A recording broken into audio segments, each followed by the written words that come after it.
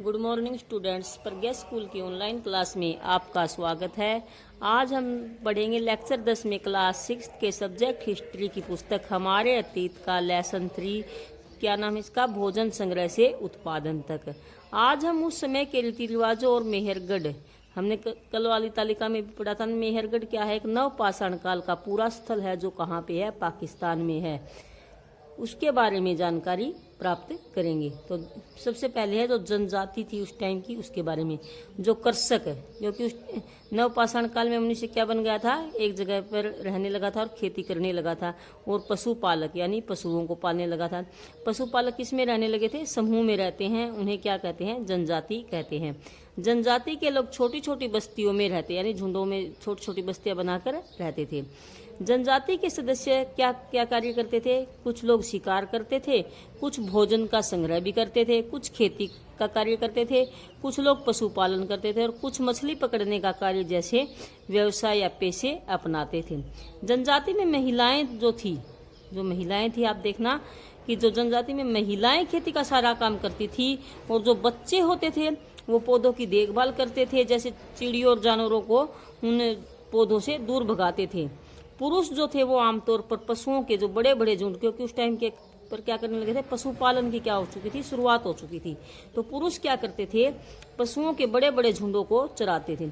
कई कार्य ऐसे भी हैं जो स्त्री पुरुष दोनों मिलकर करते हैं। तो जनजाति में कई कार्य ऐसे थे जो महिलाएं करती थी, कुछ कार्य ऐसे थे जो बच्चे करते थे जैसे पौधों की देखभाल, और कुछ कार्य जैसे पशुओं को चराने वाले हैं ये कार्य कौन करता था? पुरुष करते थे। और कुछ काम ऐसे भी थे जो स्त्री और पुरुष दोनों मिलकर करते थे, जैसे झोपड़ियां बनाना है, पशुओं की देखभाल का काम है, दूध निकालने जैसे कार्य है।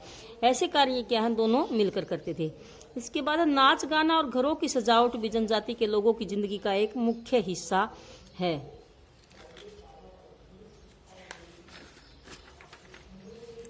जनजाति का नेता वही व्यक्ति बन सकता था जो अनुभवी वृद्ध व्यक्ति हो, यानी नेता होने के लिए क्या क्या जरूरी था? या तो अनुभवी वृद्ध व्यक्ति जिसको बहुत ज्यादा अनुभव हो, और क्या हो? बूढ़ा व्यक्ति या वृद्ध व्यक्ति हो। या फिर कौन हो सकता था? नौजवान योद्धा। नौजवान योद्धा का मतलब क्या होता है? जो मतलब बहुत ताकतवर हो। या फिर पुरोहित को ज्यादा महत्व दिया जाता था। पुरोहित जो पंडित आदि का जैसा कार्य करते हैं वो। इन तीनों में से अगर कोई भी एक हो तो उसको क्या बना दिया जाता था? जनजाति का नेता मान लिया जाता था। जमीन जंगल, जो प्राकृतिक जो चीजें थी, जैसे जमीन है, जंगल है, घास के मैदान। घास के मैदान किस लिए? क्योंकि मनुष्य उस टाइम क्या बन गया था?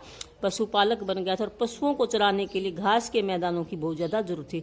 तो जो घास के मैदान थे था, पानी जैसे नदी के किनारे रहते हैं या किसी झरने आदि के किनारे रहते हैं, तो ये पूरे जनजाति की संपत्ति मानी जाती थी। ये नहीं कि किसी एक व्यक्ति की है, भाई ये जमीन उसकी है, जंगल उसकी है, या घास के मैदान का कोई और स्वामी नहीं। ये पूरी जनजाति की सामूहिक संपत्ति मानी जाती थी, जिसका उपयोग सभी मिलकर करते हैं।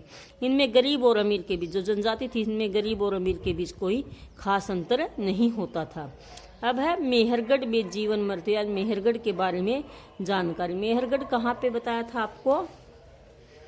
पाकिस्तान में जो सुलेमान किरथर की पहाड़ियां है वहां पे ही, एक बोलन दर्रे के पास ईरान जाने वाले, यहाँ पे हमने सुलेमान और किरथर की पहाड़ियां पढ़ी थी। यहीं पे क्या है कि ईरान जाने वाले एक रास्ते पर क्या है? मेहरगढ़ स्थान है। बोलन दर्रे के पास एक हरा भरा समतल स्थान है। मेहरगढ़ संभवतः वह स्थान है जहाँ के, शायद वही स्थान है जहाँ किरथर पहाड़ियों के पास, जहाँ के स्त्री पुरुषों ने इस इलाके में सबसे पहले, ये हमने पहले लेसन में पढ़ा था ना कि एक स्थान ऐसा है किरथर पहाड़ियों के पास जहाँ के स्त्री पुरुषों ने गेहूं और जौ उगाना और भेड़ बकरी पालना सीखा था। यहाँ खुदाई में जो पुरातत्वविद, हम पहले बता चुके हैं क्या होते हैं पुरातत्वविद, जो पुरानी चीजों का अध्ययन करते हैं, को विभिन्न जानवरों की हड्डियां मिली हैं। कहाँ पे मिली हैं? मेहरगढ़ में। मेहरगढ़ की कई सत्रों पर खुदाई की। सत्र क्या होते हैं? जैसे ये एक टीला है, वहां पे एक टीला साइज का मिला है, तो यहाँ पे पहला स्तर जो सबसे, इसका नीचे का स्तर क्या होता है? पहला स्तर होता है। इसके बाद का स्तर क्या होता है? दूसरा, और ये तीसरा। तो इसके कई स्तरों पर खुदाई की गई। तो जो नीचे वाला जो स्तर है, यहाँ पे क्या है? जंगली जानवरों जैसे हिरण है, जंगली सूअर है, उनकी हड्डियां मिली हैं। जबकि ऊपर के स्तरों में क्या मिली है? जो भेड़ बकरी है, जो मवेशी हैं, जानवर हैं जिनको पालते हैं, उनकी हड्डियां मिली। तो इससे क्या पता चला है कि मेहरगढ़ के लोग क्या थे? यहाँ शुरुआत में तो क्या थे? शिकारी थे, लेकिन बाद में जब उन जानवरों की, भेड़ बकरियों की, इन जानवरों की हड्डियां मिली है तो उससे पता चलता है कि बाद में यहाँ के लोग क्या बन गए थे, पशुपालक बन गए थे। यही बात है, ज्यादा मवेशियों की हड्डियां मिली है, इससे पता चलता है कि ये लोग मवेशियों को पालने लगे थे। तो पता चल गया कि मेहरगढ़ में जो खुदाई की थी, कितने 2-3 सत्रों पर खुदाई की थी, पहले के स्तर में जंगली जानवरों की और बाद के सत्रों में क्या है, भेड़ बकरी, इन जानवरों की हड्डियां मिली थी, जिससे ये पता अंदाजा लगाया है पुरातत्वविदों ने कि पहले ये शिकारी थे, बाद में पशुपालक बन गए।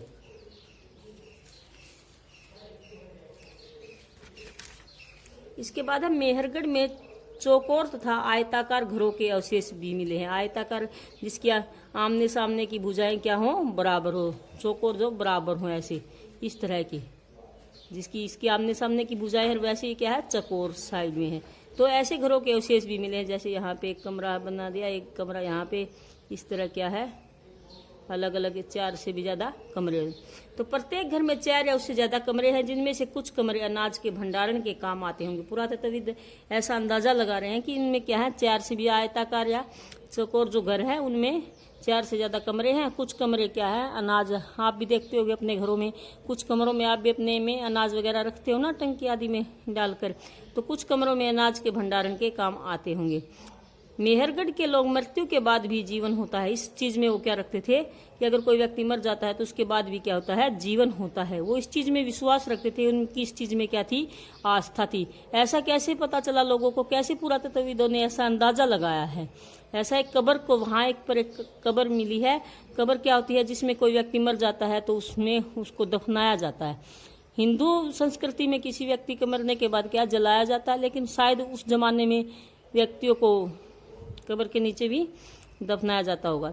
में एक मृतक के साथ, जो व्यक्ति मर गया है, एक बकरी को भी दफनाया गया था उसके साथ। शायद इसे परलोक में, यानी मृतक की मृत्यु के बाद भी जीवन है, उसे खाने के लिए रखा गया होगा कि ये व्यक्ति क्या है, अगले जो जीवन है उसमें क्या कर लेगा, इस बकरी को अपना भोजन बना लेगा। ये उन लोगों की आस्था थी कि मरने के बाद भी क्या होता है, जीवन होता है। इस चीज को विश्वास में रख कर ही उन्होंने क्या किया था, शायद अंदाजा लगाया है ये पुरातत्वविदों ने कि ऐसा होता होगा। अब आप होमवर्क नोट करो। जनजाति किसे कहते हैं, हमने शुरुआत में ही पढ़ा था। कौन होते हैं जनजाति? कृषकों और पशुपालकों के समूह को जनजाति कहते हैं। ये छोटी छोटी बस्तियों में रहते हैं। मेहरगढ़ कहाँ पर स्थित है, यहाँ किसके अवशेष मिले, तो कहाँ पर है, ये वर्तमान में पाकिस्तान में है। और ये ईरान जाने वाले सबसे महत्वपूर्ण रास्ता जो है, बोलन दर्रे के पास एक हरा भरा समतल स्थान है। यहाँ पर गेहूं, जौ और भेड़ बकरी की हड्डियों के क्या मिले हैं, अवशेष मिले हैं। पहले लेसन में पढ़ी थी ये चीजें और अब भी आपने देखा होगा। मेहरगढ़ में किस प्रकार के घरों के अवशेष मिले हैं, ये भी बताया है। चौकोर और आयताकार घरों के क्या मिले हैं, अवशेष मिले हैं। यहाँ पर चौकोर और आयताकार घरों के अवशेष मिले हैं। प्रत्येक घर में 4 या उससे अधिक कमरे होते थे, जिनमें से कुछ का प्रयोग अनाज के भंडारण के लिए, अनाज को रखने के लिए करते थे। उसके बाद पुरातत्वविद ऐसा क्यों मानते हैं कि मेहरगढ़ के लोग पहले केवल शिकारी थे और बाद में उनके लिए पशुपालन ज्यादा महत्वपूर्ण हो गया होगा? अभी बताया था आपको पीछे कि कई स्तरों पर जो खुदाई की थी उस वजह से। तो जो पुरातत्वविदों द्वारा मेहरगढ़ की खुदाई में सबसे नीचे के स्तर में, एक बार और बता देते हैं कि इस तरह की, अगर जो टीला सा था तो इसमें सबसे नीचे के स्तर पर ये वाला और इसके ऊपर वाले स्तर पर क्या है, भेड़ बकरियों के अवशेष मिले थे। जबकि नीचे वाले जो स्तर था, पहला स्तर, इस पे क्या मिले हैं, जंगली जानवरों और हिरण के जो हड्डियां मिली हैं, जिससे पता चलता है कि इस अवस्था में मानव क्या था, इस अवस्था में क्या था, शिकार पर निर्भर था। इसके ऊपर के, ये यानी दूसरा जो स्तर है, इसके ऊपर के स्तर में लोगों को क्या मिले, भेड़ तथा बकरियों की हड्डियां ज्यादा मिली है। इससे पता चलता है कि इस काल में लोगों ने पशुपालन करना आरंभ कर दिया हुआ। यानी खुदाई के दौरान जो अवशेष मिले हैं, इसकी 2 या 3 स्तरों पर खुदाई की गई है, तो उससे ये अंदाजा लगाया है पुरातत्वविदों ने कि शायद ये पहले क्या होंगे, शिकारी होंगे और उसके बाद इन्होंने क्या कर दिया होगा, पशुपालन करना शुरू कर दिया होगा। एक कब्र में एक मृतक के साथ एक बकरी को दफनाया गया था। इसका साक्ष्य यानी प्रमाण कहाँ से मिला हमें, अभी हमने पीछे ही पढ़ा था, कहाँ से मिला है, मेहरगढ़ से। मेहरगढ़ में बस्ती का आरंभ कब हुआ था, लगभग 8000 साल पहले। पौधों की सुरक्षा का काम कौन करता था, कौन करते थे पौधों की सुरक्षा का काम, हमने जनजाति वाले में पढ़ा है, बच्चे करते थे।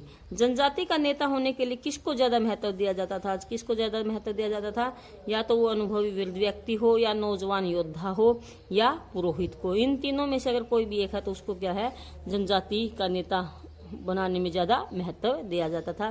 Thank you students. आपको जो होमवर्क दिया गया है ये अपने कॉपी में राइट भी करना है और आपको लर्न भी करना है।